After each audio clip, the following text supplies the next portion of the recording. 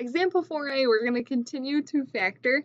And this example is, I call it fake quadratic factoring. And that looks like x to the fourth minus 3x squared minus 4 equals 0. Now, I have an x to the fourth, an x squared, and no x term here.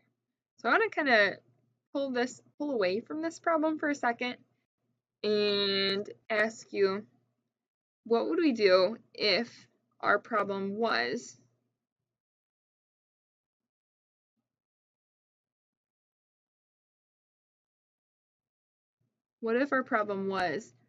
x squared minus 3x minus 4 equals 0? So both situations here, my third term doesn't have an x attached to it, and then my leading power is twice the middle power. So I go 4 to 0 as far as my powers go, and here I go 2, 1, 0. So we have very similar situations here. All right, well, in this what if situation, what numbers multiply to negative 4 and add to negative 3? Well, negative 4 and positive 1. Okay, so I'm going to take this situation and bring it back here now. If I have x to the fourth minus 3x squared minus 4 equals 0, I can use that similar strategy factor.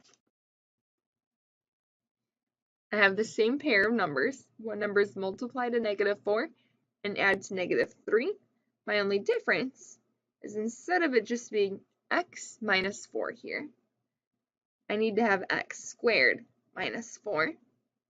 And instead of x plus 1, I have x squared plus 1.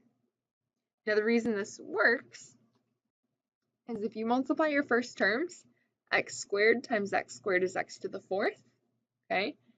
Outside terms, I'd get plus x squared minus 4x squared is minus 3x squared. Last term's negative 4 times 1 is negative 4. Okay, so by having my x squared terms in both front positions in my binomials, we make it so we can get that x to the fourth, and we just end up with other x squared terms. From here, though, the rest of our process is the same.